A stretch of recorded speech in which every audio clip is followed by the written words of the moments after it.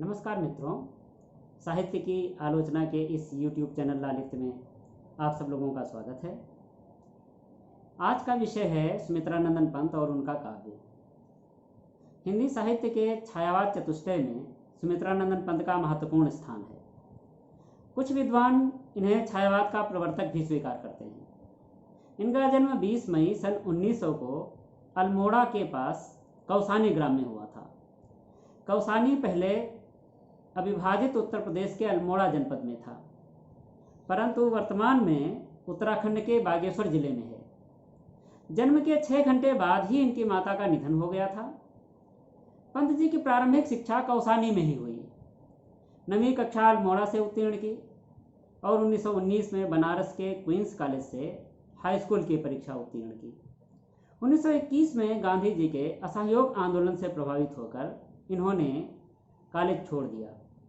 1950 में वे all India radio के परामर्शदाता पद पर नियुक्त हुए और सन 1957 तक प्रत्यक्ष रूप से रेडियो से संबद्ध रहे। 1930 में इनका परिचय काला कांकर नरेश से हुआ और वहाँ के शांत एकांत वातावरण में इन्होंने अनेक वर्ष व्यतीत किए। सन 28 दिसंबर 1977 को पंत जी ने इस भौतिक संसार से सदा के लिए विदा ले ली। पंत जी बहुमुखी प्रतिभा के रचनाकार हैं। इन्होंने कहानियाँ, नाटक, उपन्यास एवं आत्मकथा की रचनाएं रची हैं, परंतु उनकी सर्वाधिक ख्याति एक कवि के रूप में है। 7 वर्ष की अल्पायु से ही ये काव्य रचनाएं करने लगे थे। 1916 में इनकी पहली रचना गिरिजे का घंटा नाम से आई थी। उसके बाद ये लगातार काव्य रचना में तल्लीन रहे। वीणा, ग्रंथि, पल्लव, गुंजन, युगांत, युगमाणी, ग्राम्या, स्वर्णकिरण, स्वर्णधूल, युगांतर, उत्तरा, रजत शिखर, रश्मिबंध, शिल्पी, अतिमा, कला और बूढ़ा चांद, सत्यकाम और लोकायतन इत्यादि इनके प्रसिद्ध काव्य रचनाएं हैं। पंत जी को कला और बूढ़ा चांद पर साहित्य अकादमी पुरस्कार, लोकायतन पर सोवियत पुरस्कार और चिदंबरा पर ज्ञानपीठ पुरस्कार भी प्राप्त हुआ है। पंत जी की काव्य यात्रा के 3 प्रमुख सोपान हैं। पहला छायावादी काव्यधारा है। दूसरे चरण में वे रचनाएं आती हैं जिन पर मार्क्स और गांधी का प्रभाव है, और तीसरे सोपान में वे रचनाएं हैं जो महर्षि अरविंद से प्रभावित हैं।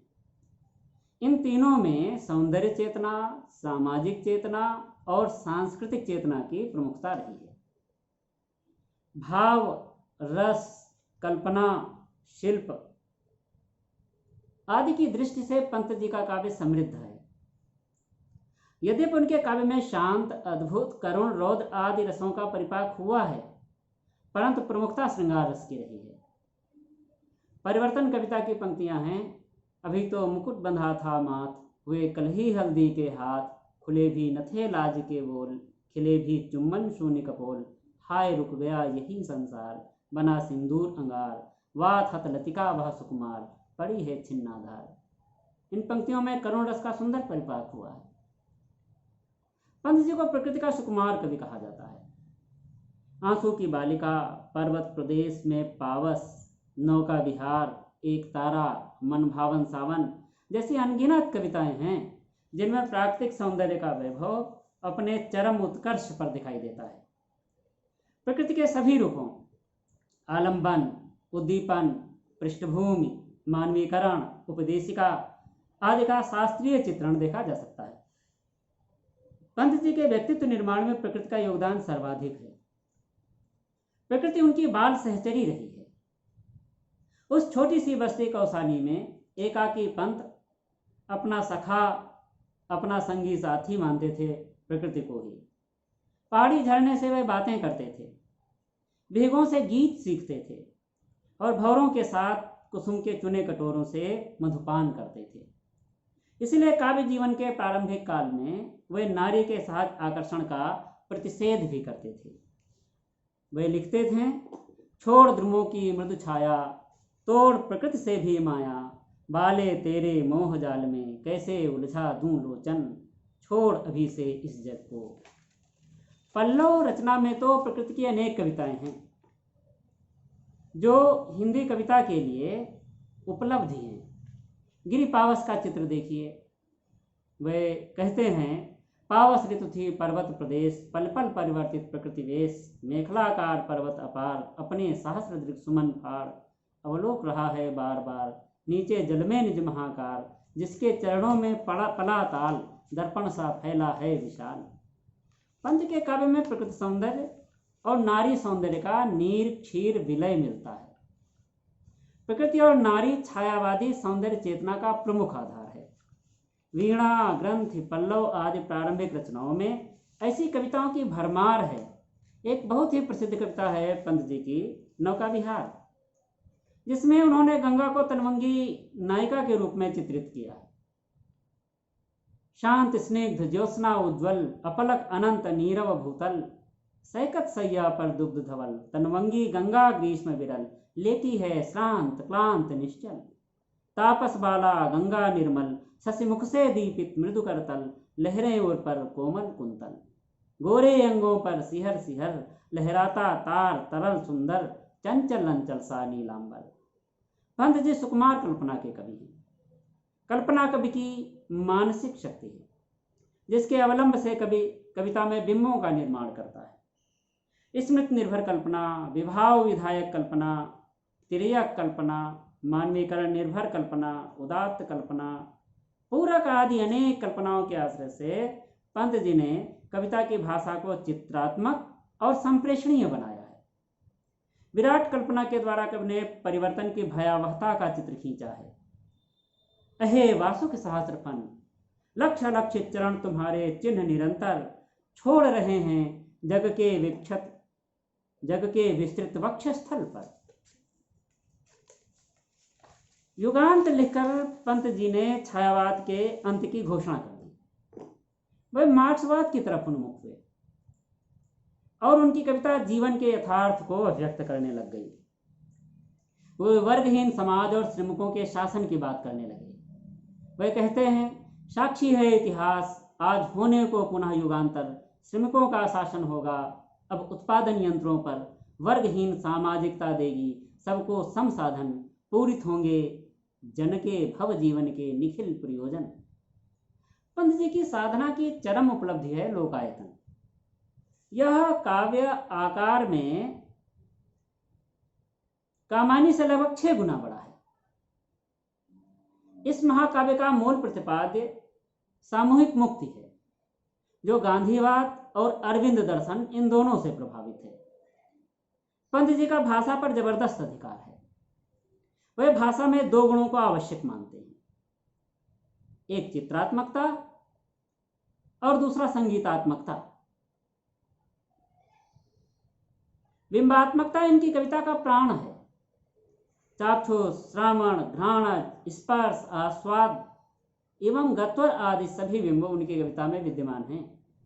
सावन की वर्षा का एक चित्र देखिए, जिसमें चाक्षुष बिंब द्वारा कवि ने सहृदय पाठक के मानस पटल पर वर्षा का जीवंत चित्र उपस्थित किया है।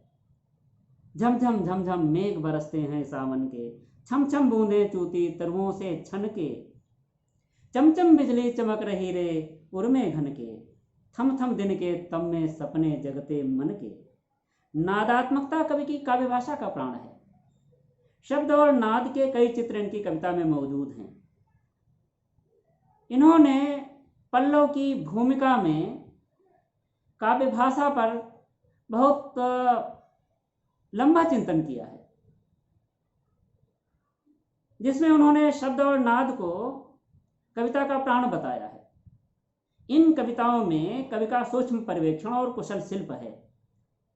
एक उदाहरण देखिए, पपियों की वह पीन पुकार, निर्झरों की भारी झरझर, झींगुरों की झीनी झनकार, घनों की गुरु गंभीर घहर, बिंदुओं की छनती छनकार, दादुरों के वे दोहरे स्वर, हृदय हरते थे विविध प्रकार, शैल पावस के प्रश्नोत्तर। पंत जी के काव्य में अलंकारों का प्रयोग हुआ है, परंतु सहज और स्वाभाविक। अनुप्रास और पुनरुक्त प्रकाश के छटा सर्वत्र देखी जा सकती है उनकी कविताओं में। लंबे लंबे रूपक, सांग रूपक भी बनाए हैं। उपमा और मालोपमा के सुंदर प्रयोग किए हैं। ध्वन्यर्थ व्यंजना, विरोधाभास और मानवीकरण के प्रयोग में वे सिद्धहस्त हैं। मानवीकरण अलंकार से युक्त सोनजूही कविता की ये पंक्तियां देखिए। एक टांग पर उचक खड़ी हो, मुग्धा वैसे अधिक बड़ी हो, आंगन के बाड़े पर चढ़कर दारू खंभ को गलवाही भर, कुहनी टेक कंगूरे पर वह मुस्कियाती अलबेली, सोनजूही की बेल नवेली। पंत जी ने भाषा को मुहावरों से भी सुसज्जित किया है। इससे भाषा में अधिक लालित्य आया है।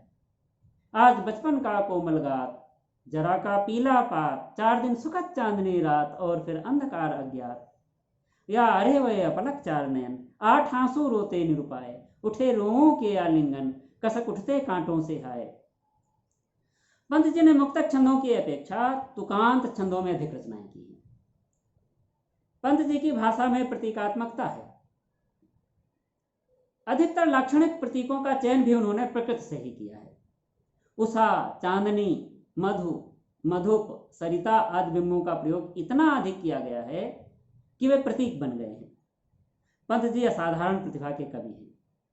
भाव, कल्पना, सौंदर्य, विचार एवं शिल्प सभी दृष्टिकोण से उनका काव्य उच्च कोटि का है। वह युग दृष्टा और युग सृष्टा दोनों ही थे। उनमें छायावाद भी है, प्रगतिवाद भी है। वह गांधीवाद से भी प्रभावित हैं तथा अरविंद दर्शन से भी प्रभावित हैं। उनका काव्य अनवरत नई विचारधाराओं से अनुप्राणित होता रहा है। पंत जी के काव्य पर अलग अलग विषयों पर लंबी वीडियो की आवश्यकता है। आज इनके काव्य का एक संक्षिप्त परिचय आप लोगों के सामने शेयर किया गया है। अगली वीडियो में पुनः मिलते हैं। धन्यवाद।